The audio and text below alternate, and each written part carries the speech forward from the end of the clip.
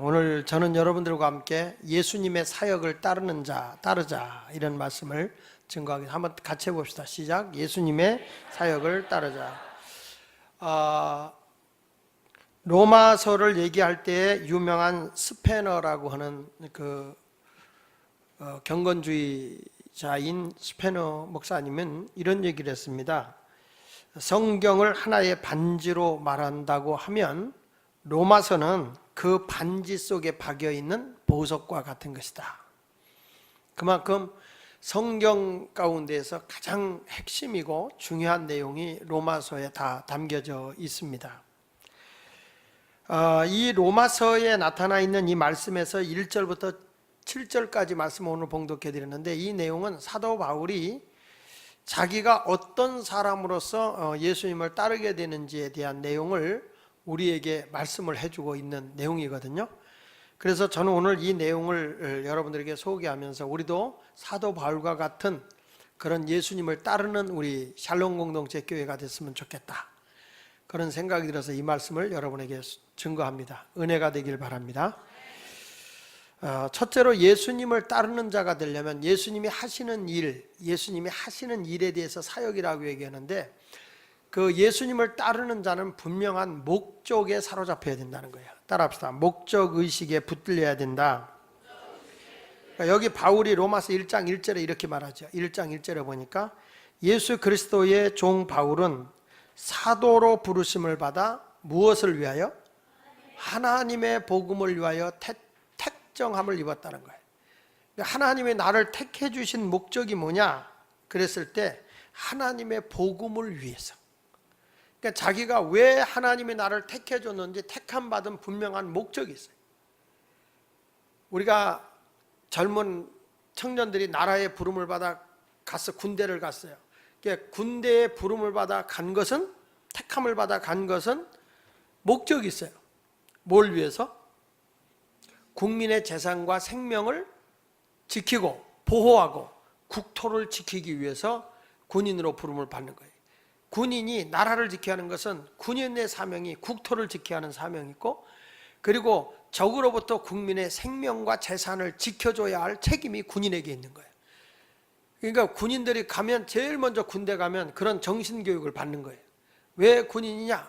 나는 국토를 보존하고 국민의 생명과 재산을 지키고 보호하기 위해서 나라의 부름을 받은 자다. 이것을 분명하게 자기가 고백을 해야 되는 거거든요. 근데 나라의 부름의 목적을 모르고 그냥 마지못해서 끌려왔다 그러면은 제2의 총기 사건이나 이런 일들이 일어나게 되는 거죠. 오히려 생명을 지켜주고 보호해줘야 할 사람이 남을 해야 하는 일들이 일어나게 된다는 거죠. 예수를 믿는다라고 하는 것도 마찬가지예요. 바울이 지금 내가 복음을 위해서 하나님께 택정함을 받았는데, 바울은 이런 말을 하잖아요. 예수 그리스도의 종 바울은 사도로 부르심을 받았다. 여기서 바울이라는 말이 자연스럽게 종이라고 표현했는데, 이 종이라는 말은 헬라어로 얘기할 때 둘러스라고 얘기합니다. 둘러스. 그래서 목사님은 이 단어를 외울 때 둘러스. 근데 둘러스라는 말이 노예라는 뜻, 노예. 그러니까 노예가 담장을 둘렀어. 이런 식으로 연상법으로 저는 외웠어요. 둘러스. 그래서 이 둘러스라는 뜻은 노예인데, 이 로마 시대 때의 당시에 노예들이 굉장히 많았어요. 로마 시대 때 노예가 얼마나 되냐면 포로로 붙들려온 사람부터 시작해서 노예로 사는 사람이 자그마치 그 로마 인구의 절반 정도가 됐다고 그래요. 노예가. 그러니까 얼마 정도 되냐면 우리나라로 말하면 5천만 정도 된다고. 5천만. 우리 대한민국 남한의 모든 식구가 노예. 그러니까 노예로서 하는데, 그 당시에 노예는 사람 취급을 받지 않아요. 그냥 뭐냐면, 노예라고 하는 것은 그냥 물건과 같기도 하고 집에서 키우는 가축과 같이 여겼어요. 그러니까 내가 데리고 있다 기분 나쁘면 팔을 수도 있고 잡아먹을 수도 있고, 그리고 버릴 수도 있는 거예요. 죽여도 죄가 안 돼요. 그런 시대예요. 이 노예라고, 그래서 이 노예를 표현할 때 뭐라고 그 당시에 신학자들이 표현했냐면 이렇게 얘기를 했습니다. 노예는 당나귀와 같은데, 다른 것은 노예는 말을 하고 당나귀는 말을 못한다는 것뿐이다. 이렇게 표현을 했어요. 그러니까 여러분 사람으로서 취급을 못 받는데 이게 그 당시에 종이에요. 예수님도 이런 말씀 하잖아요. 누구든지 나를 따라오든 자기를 부인하고 십자가를 지고 나를 따르라 그러면서 누구든지 으뜸이 되고자 하면 종이 되어 나를 섬기는 자가 되라 그랬어요. 그러니까 이 종이 되라고 하는 얘기는 충격적인 얘기예요. 충격적인 얘기. 예수를 믿으면 여러분 출세합니다. 성공합니다. 큰 사람입니다. 그러면 할렐루야, 놀렐루야, 날렐루야 하겠지만 종이 되라. 이 종이 되라고 하는 건 우리나라의 그 머슴살이 그때 예수님이 오셨다면 대한민국에 오면 그럴 거예요. 누구든지 최고가 되거든 머슴이 되거라. 여자들에게 뭐가 되라고 그랬겠어요? 어? 여종이 되거라. 노예가 되거라. 이런 말을 한다고 그러면 교회 올 사람이 있을까요? 질문 같지 않으면 대답을 안 하죠? 그러니까 우리가 하나님을 위해서 바울은 어떤 사람이냐? 자기가 없는 거예요.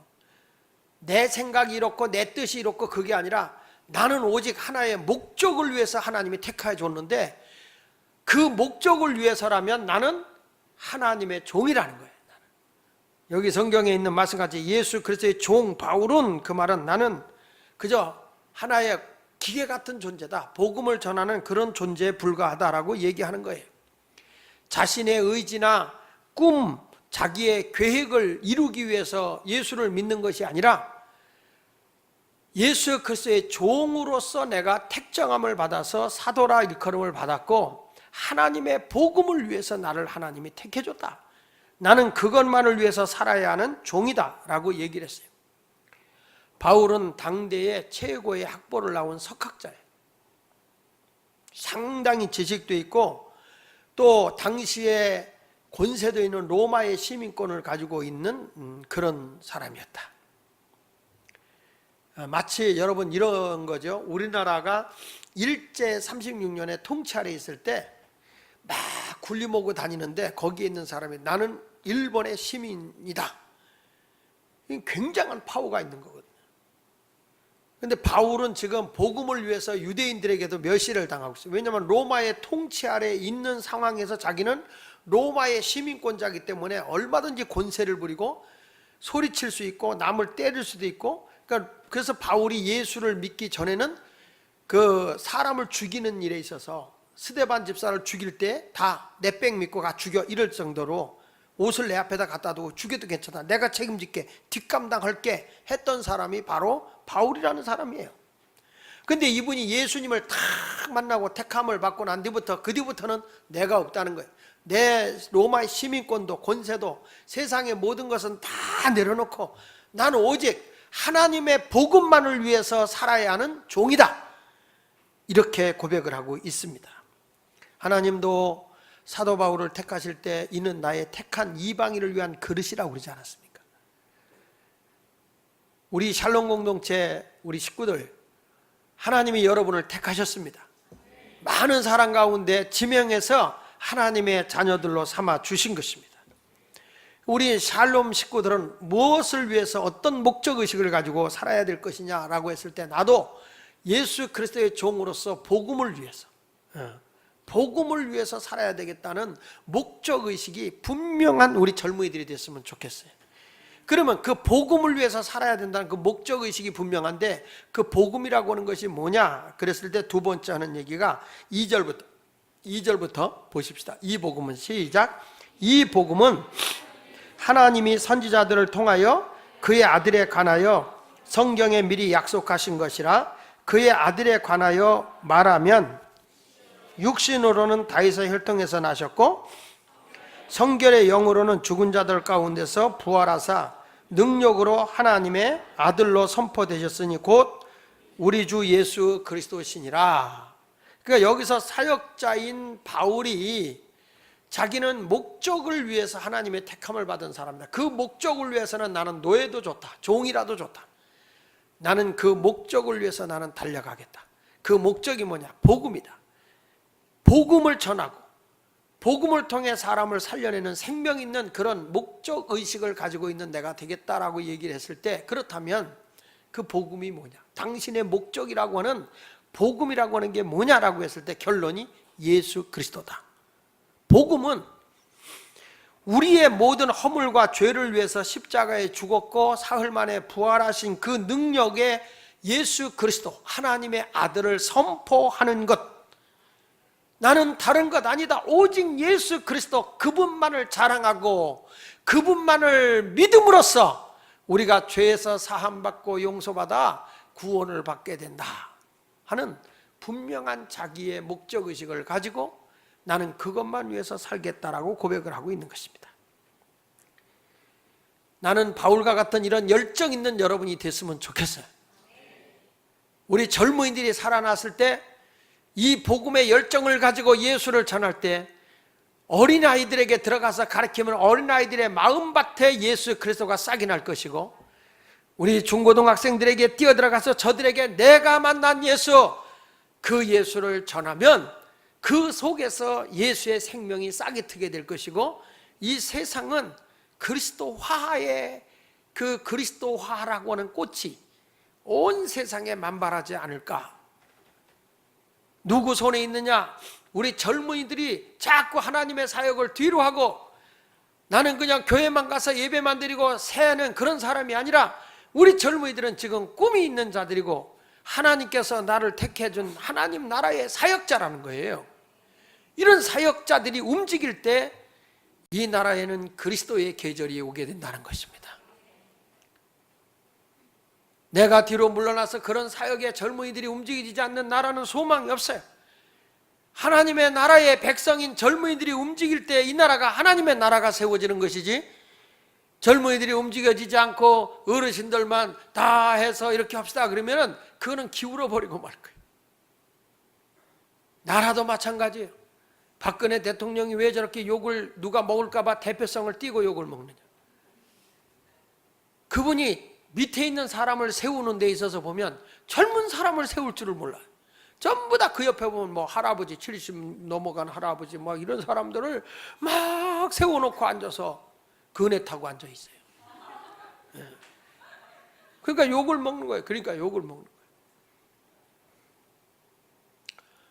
내가 우리 어른들에게 앞으로 우리 교회가 좀 더 변화되고 새로운 변화가 되기 위해서는 어떤 교회가 돼야 될까? 그리고 우리 샬롬 공동체 교회에다가도 어저께 제가 칼럼을 큐티를 띄웠어요.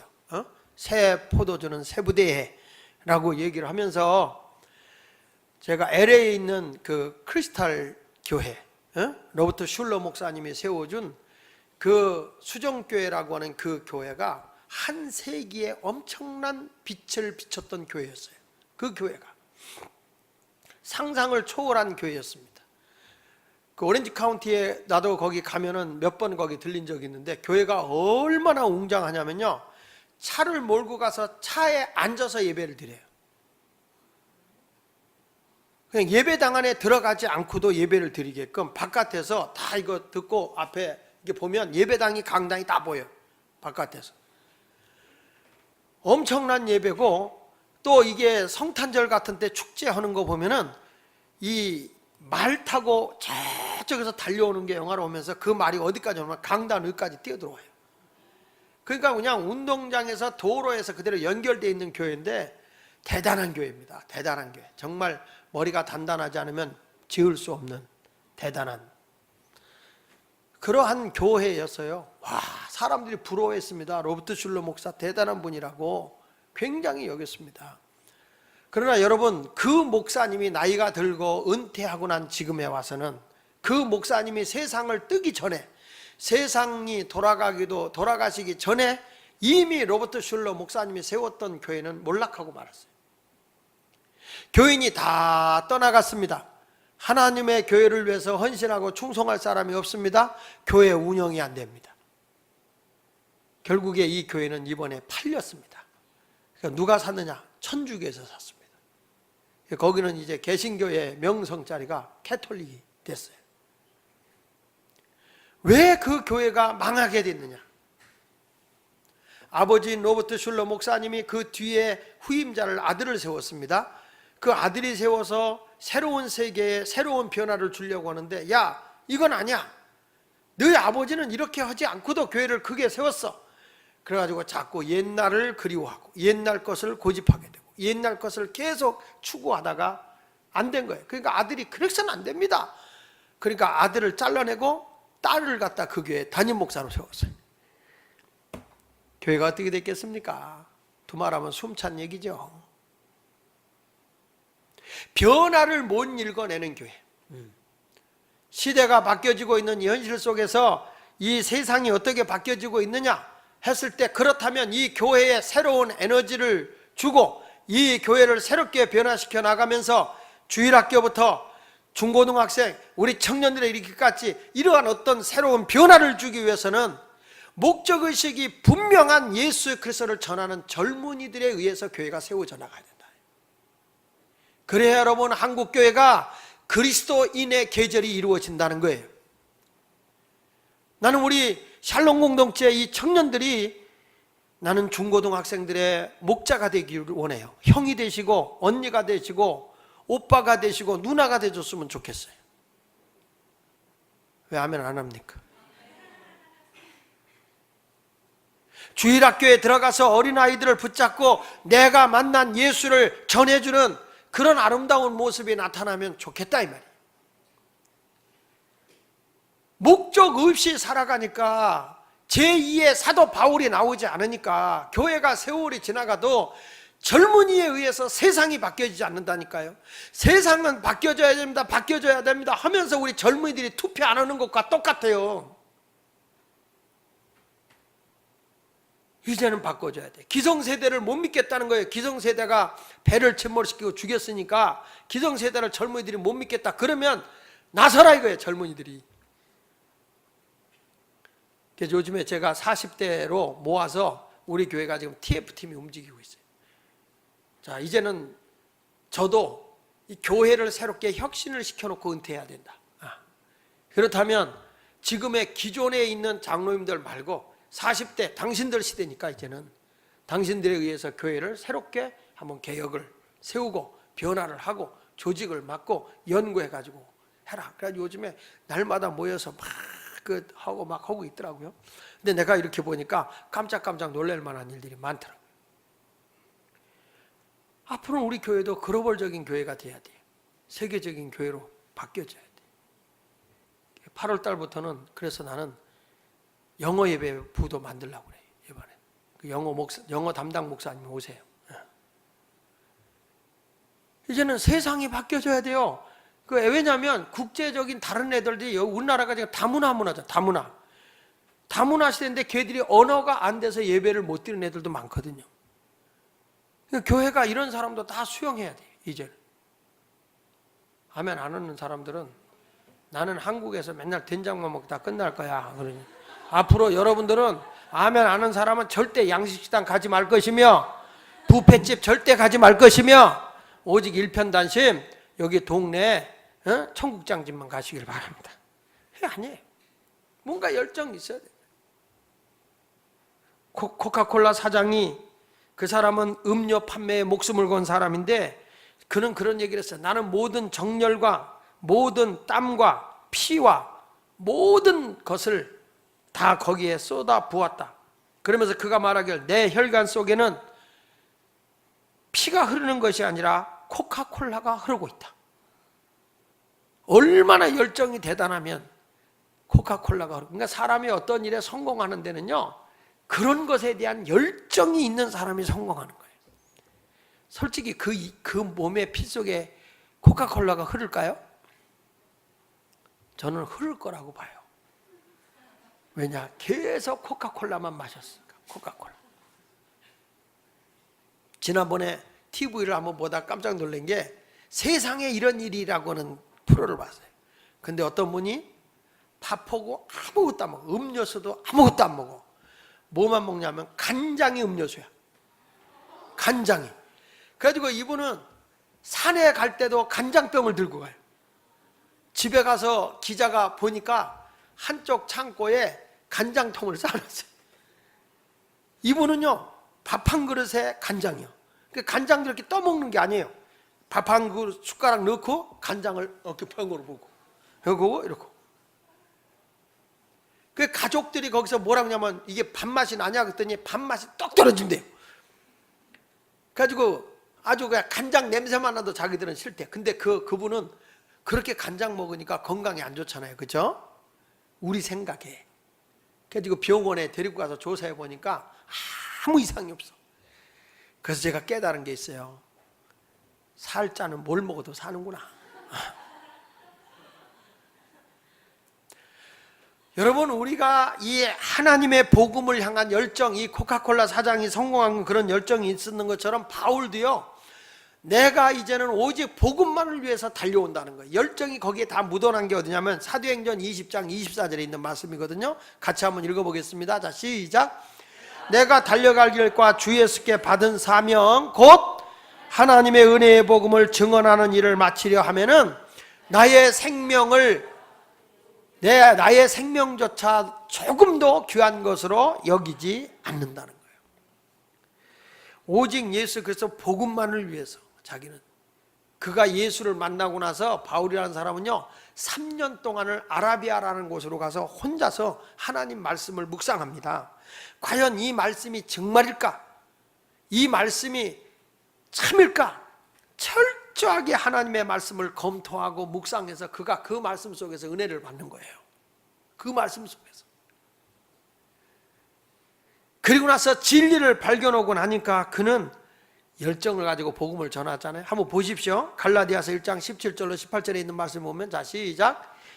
또 나보다 먼저 사도된 자들을 만나려고 예루살렘으로 가지 아니하고 어디로 갔다가? 아라비아로 간 거예요. 사막지대 아닙니까? 아라비아. 그러니까 아라비아로 갔다가, 아라비아 그러면 여러분 생각나는 게 뭐예요? 에? 아라비아 그러면 어디예요? 사우디. 또 아라비안 나이트 하면 뭐가 생각나요?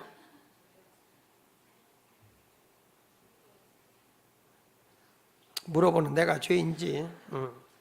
그래서 아라비아로 그가 내려가서 3년 동안 있다가 돌아와서 다시 예루살렘으로 오는 거예요. 복음의 무장을 하고 돌아오게 되는 거죠. 오직 예수 그리스도 그분을 전하는 자가 되기 위해서 그가 돌아온 거예요. 돌아와서는 그렇게 예수 믿는 사람을 핍박하고 예수 그리스도를 믿는 사람을 조롱했고 예수 믿는 사람을 죽이는 데 앞장섰고 감옥에 가두는 데에 최고의 노력을 했던 이 바울이라고 하는 존재가 완전히 새 사람이 되어져서 예수를 전하는 자로 바뀌어진 거예요. 목적이 자기 중심에서 예수 중심으로 바뀌어진 거예요. 그는 그래서 오직 복음만을 위해서, 예수만을 위해서 사는 거예요. 지나가던 사람이 이 양반 예수에 미쳤네, 자네 미쳤구만, 많이 배웠더니 미쳤어. 사람들이 다 바울 보고 미쳤다고. 우리가 열심히 예수 믿으면 예수 안 믿는 친구들이 우리 보고 뭐라고 그래요? 너 교회 미쳤구나, 너 예수에 미쳤구나. 이거는 굉장히 아름다운 언어예요.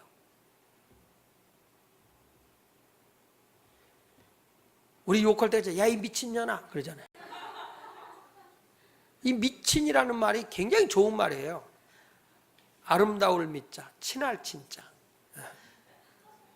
너무너무 아름답고 친한 거예요. 그런 여인이 미친년이야. 괜히 말했네. 썰렁했구만. 바울이 얘기했어요. 고린도서 5장 13절에 바울이 뭐라고 하는가 하면 이렇게 말합니다. 고린도서 5장 14절 시작.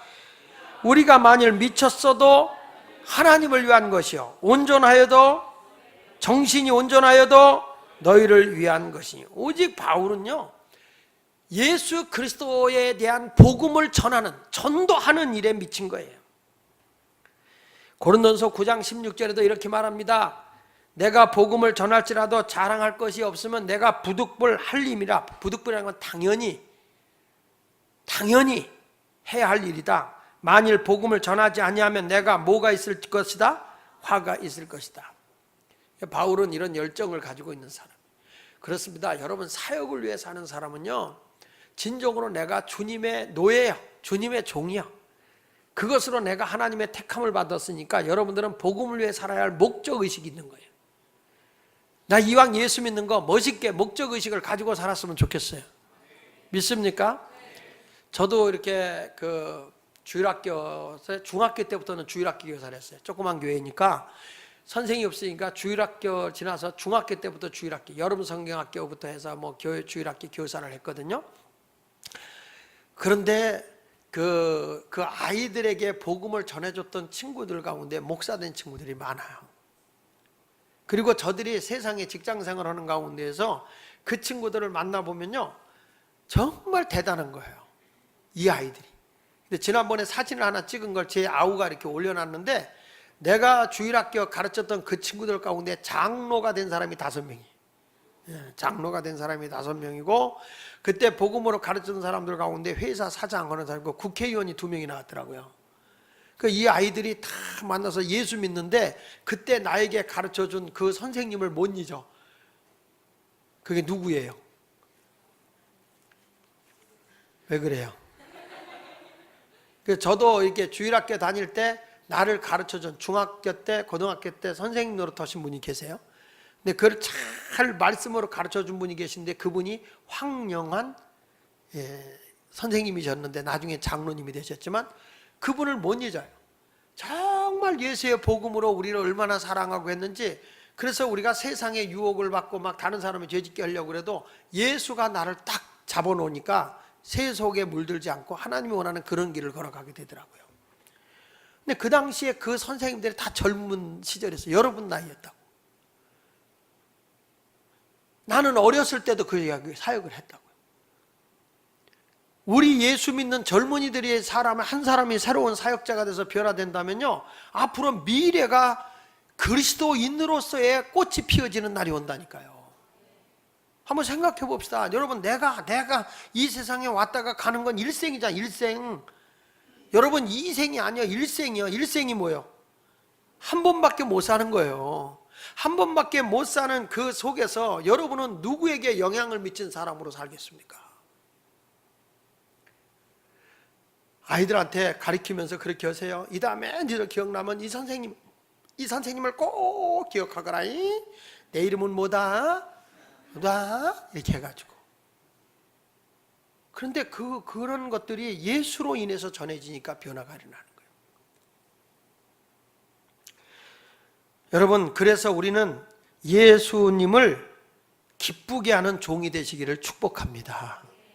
바울은요, 이렇게 고백해서 사도행전 9장 16절에, 사도행전 9장 16절 같이 읽어볼까요? 시작. 그가 내 이름을 위하여 얼마나 고난을 받아야 할 것을 내가 그에게 보이리라 하시니.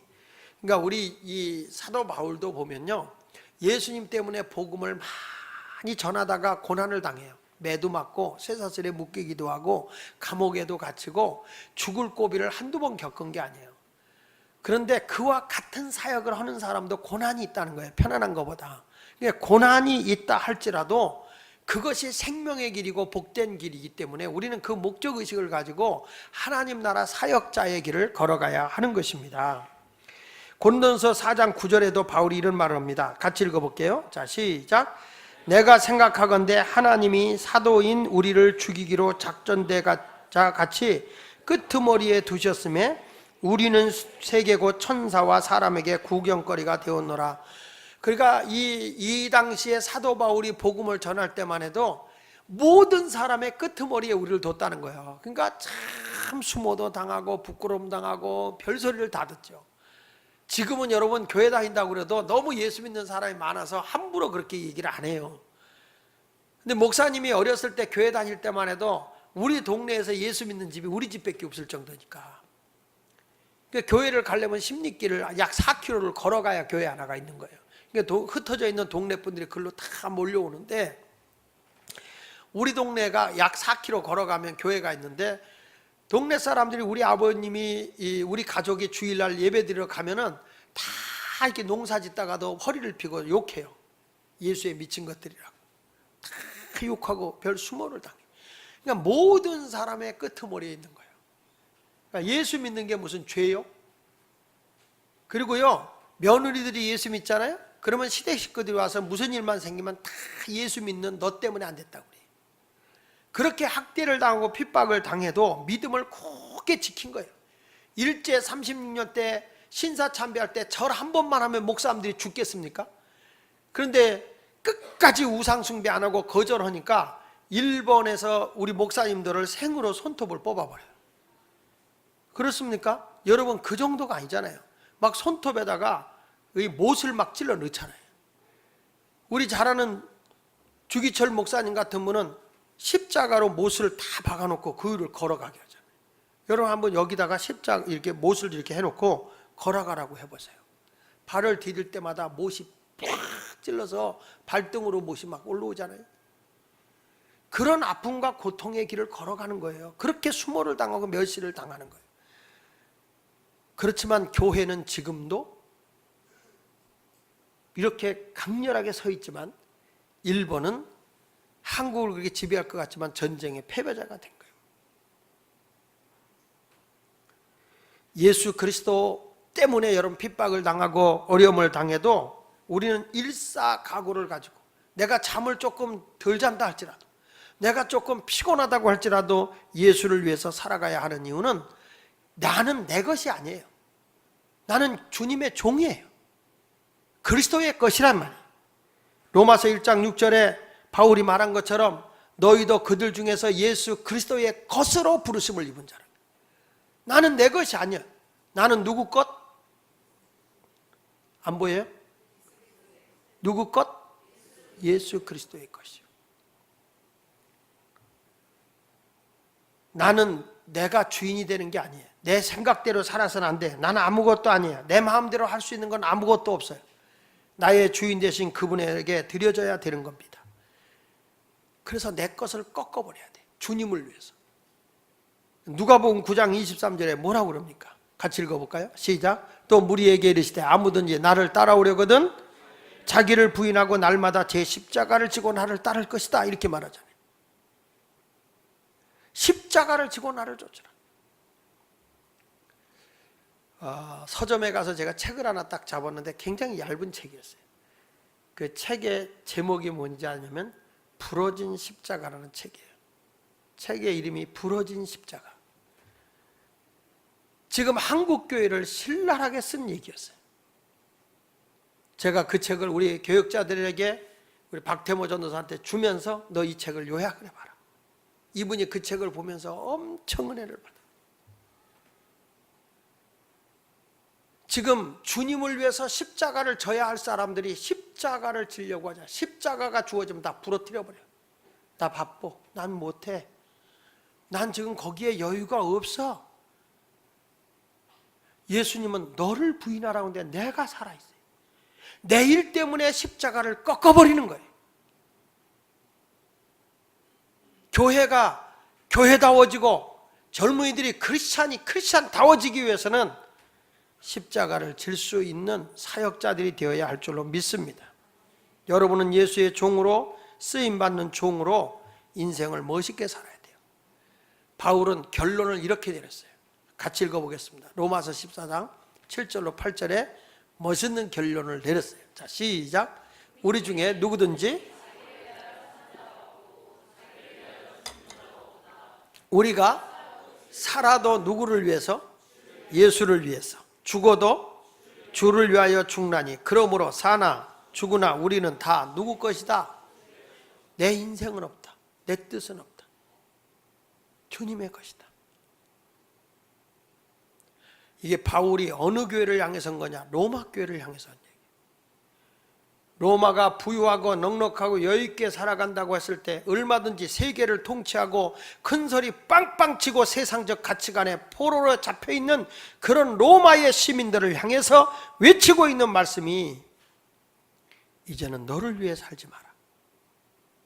진정한 그리스도인이라면 오직 그리스도만을 위해서 살다가 그리스도만을 위해서 죽자.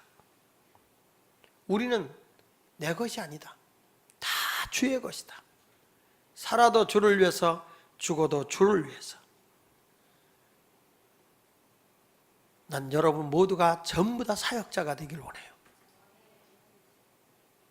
군함을 타면 군함 안에 있는 군인들은 다 자기 사역이 있어요.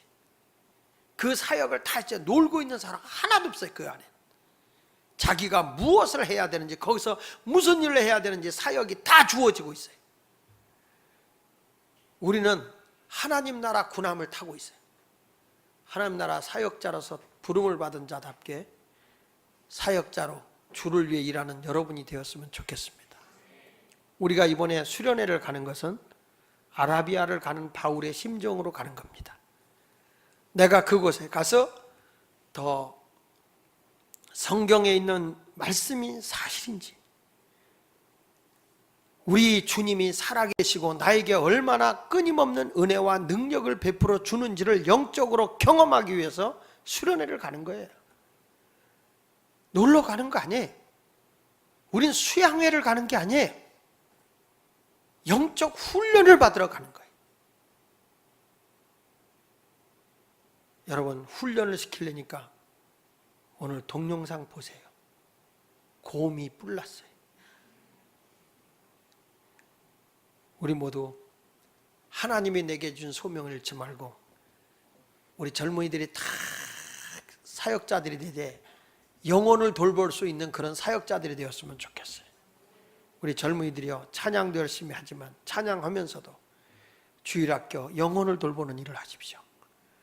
중고등학생들 목자, 언니, 형이 돼서 저들이 탈선하지 않도록 주 안에서 애들이 자꾸도록 영적 언니가 돼주시고 영적 오빠가 돼주시고 영적 형이 돼주시고 영적 누님들이 돼주십시오. 우리 아이들 돌보면 저들이 다 물들지 않아요. 세속에 물들지 않아요. 우리 모두 내가 만난 예수를 전하는 사역자가 되시기를 예수 이름으로 축원합니다. 다 나오셔서 함께 찬양하고 기도하겠습니다.